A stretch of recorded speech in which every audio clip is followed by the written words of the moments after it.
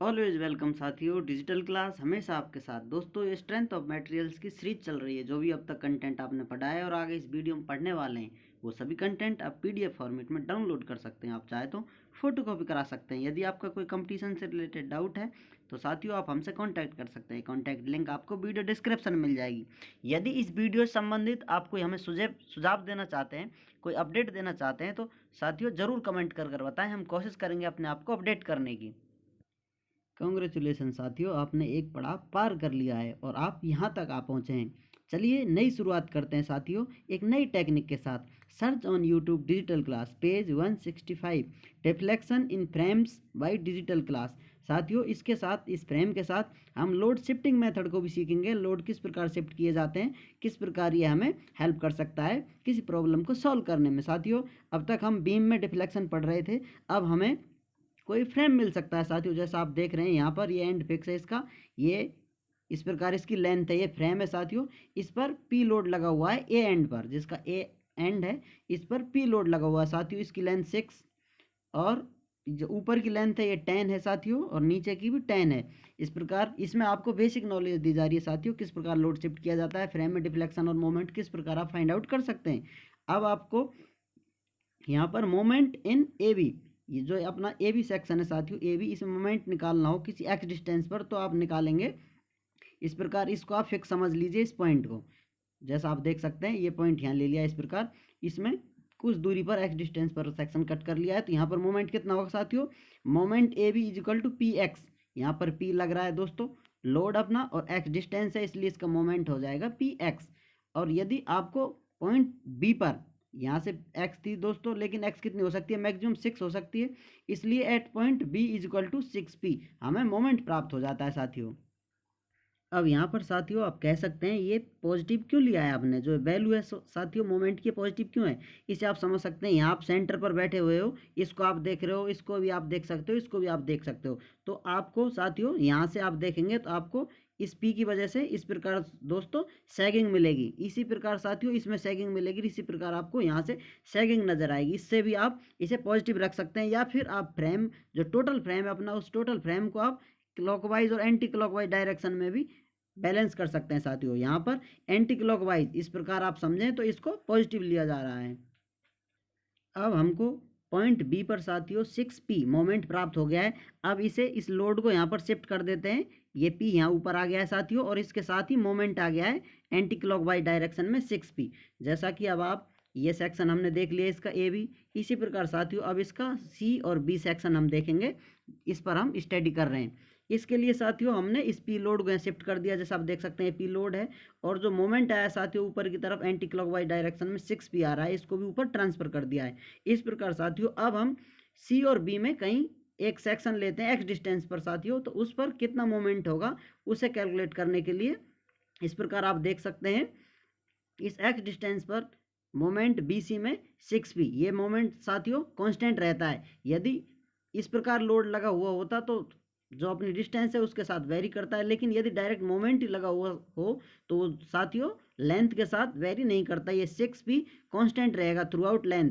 आप किसी पॉइंट पर देखें तो आपको यहाँ पर 6p मोमेंट मिलेगा, और इस प्रकार जो ये पी लोड है साथियों ये मोमेंट नहीं देगा, क्योंकि ये एक्शन लाइन ये है इसकी, तो इस इधर की तरफ इसको खींचेगा, इसको घुमाएगा नहीं। इससे इसमें एक्सियल डिफ्लेक्शन या फिर स्ट्रेन आएगी साथियों, उसे हम कंसीडर यहाँ पर नहीं करते हैं, क्योंकि वो बहुत माइनर होती है। जो अपनी बेंडिंग में स्ट्रेन आती है उसके कंपैरिजन में ये बहुत माइनर होती है, इसलिए इसे इग्नोर कर हम चलते हैं।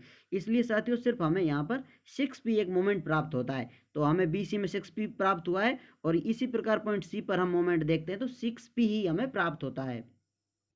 अब इसी प्रकार जैसे हमने पहले किया था साथियों, इस मोमेंट को और लोड को हम पॉइंट सी पर शिफ्ट कर देते हैं, जैसा कि आप यहाँ देख सकते हैं। अब ये सी और डी है साथियों, इसमें इसको लोड और मोमेंट को शिफ्ट कर दिया। लोड इसी डायरेक्शन में रहेगा साथियों, इसे आप कहीं भी शिफ्ट कर सकते हैं, डायरेक्शन सेम रहेगी।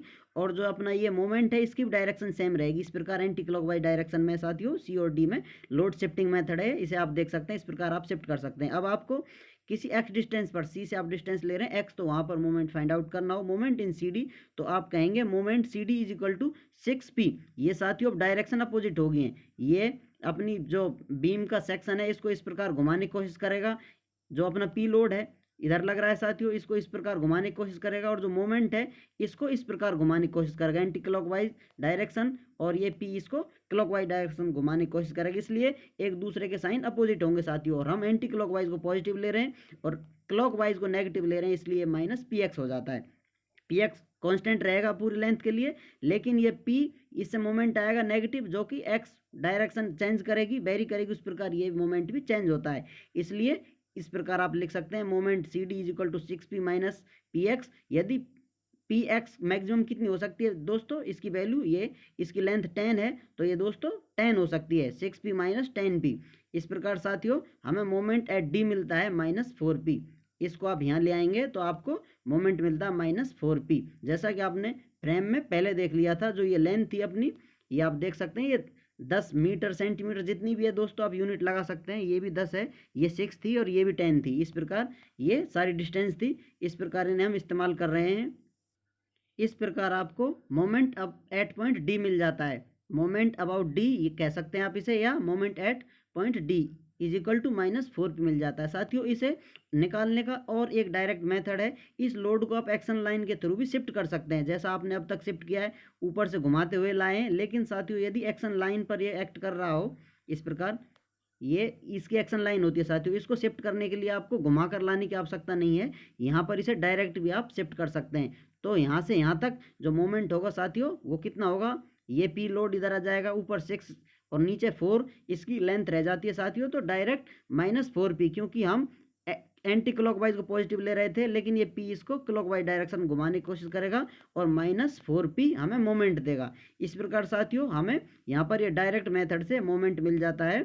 आप देख सकते हैं ये मोमेंट मिल गया है at point D is equal to -4p। Direct method यहाँ ब्रैकेट में लिखा हुआ भी है, जैसा कि अभी आपको बताया था। इन सभी टॉपिकों को और क्लियर करने के लिए आप दोबारा वीडियो रिपीट कर देख सकते हैं। इससे अगले स्टेप के लिए साथियों हमने एक और फॉर्म डिजाइन किया है, इसे आप देख सकते हैं। इससे आपके और सारे डाउट क्लियर हो जाएंगे। इससे बड़ी प्रॉब्लम शायद आपको मिलेगी, मिल ही नहीं सकती, नहीं बनेगी साथियों। फिर घूमेगी तो आप घूमते रहना और ये ट्रिक लगाते रहना, कोई प्रॉब्लम हो आपकी सॉल्व हो जाएगी आसानी से।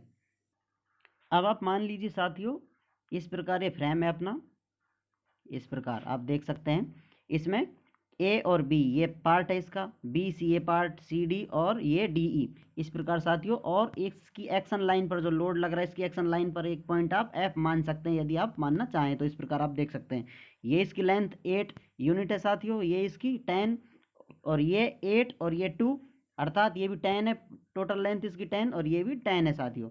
ये टोटल सभी लेंथ 10 है, यहाँ पर सिर्फ 8 है क्योंकि ये 2 कट कर रखी है। इस प्रकार आप देख सकते हैं यहाँ पर लोड लग रहा है।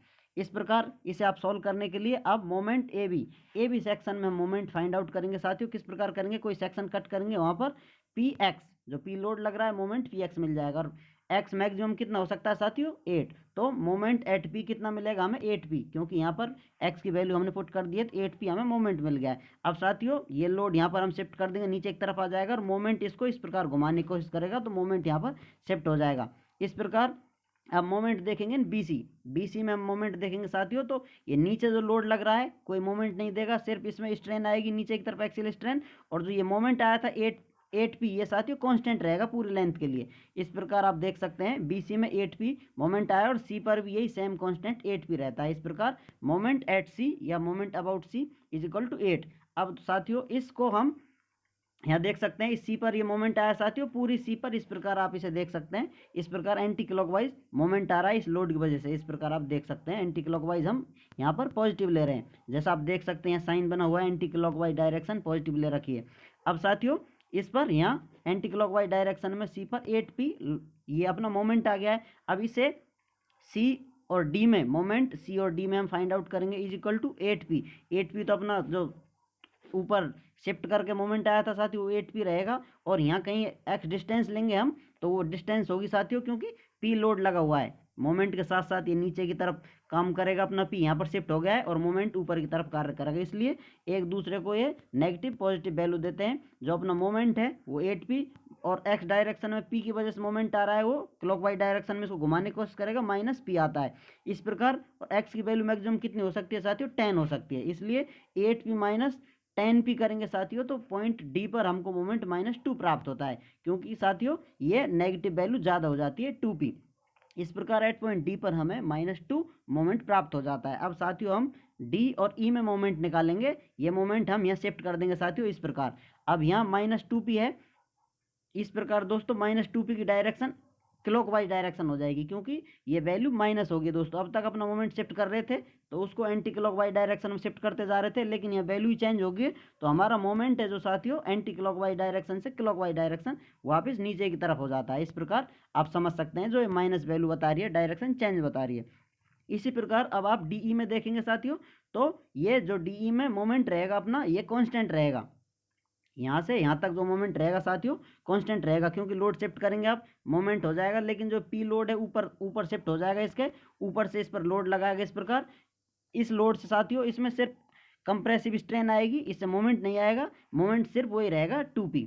इस प्रकार डी में 2p रहेगा। और इसी प्रकार साथियों ये ई पॉइंट पर भी 2p लोड अपना मोमेंट है जो 2p प्राप्त हो जाता है। Moment at point E equal to -2p। इस प्रकार साथियों आप मोमेंट और लोड को शिफ्ट कर सकते हैं। और साथियों आप जानते हैं ये एक्शन लाइन होती है अपनी, इस एक्शन लाइन पर भी आप देख सकते हैं, इस प्रकार आप मोमेंट निकाल सकते हैं। इस एक्शन लाइन पर इस लोड को डायरेक्ट शिफ्ट कर भी, जो कि आपको पहले इससे जो ऊपर अपन ने पढ़ा है उसमें मेथड ये इस्तेमाल कैसे करते हैं वो हमने डिटेल में देख लिया था। उस प्रकार भी आप इसको एक्शन लाइन पर लोड को शिफ्ट कर भी मोमेंट निकाल सकते हैं। आपको सेम वैल्यू प्राप्त होंगी सभी कंडीशन में। उम्मीद करते हैं साथियों आपकी स्किल में ये वीडियो 4 चांद लगाने में कामयाब हुई होगी। यदि अभी भी आपका कोई कन्फ्यूज़न है तो आप हमसे कमेंट कर पूछ सकते हैं, कमेंट बॉक्स आपका इंतजार कर रहा है। यदि आपका कोई सजेशन है इससे संबंधित कंटेंट से संबंधित आप हमें अवश्य बताएं, हम कोशिश करेंगे अपने आप को अपडेट करने की। वीडियो को अंत तक देखने के लिए, चैनल को सपोर्ट करने के लिए आपका बहुत बहुत धन्यवाद।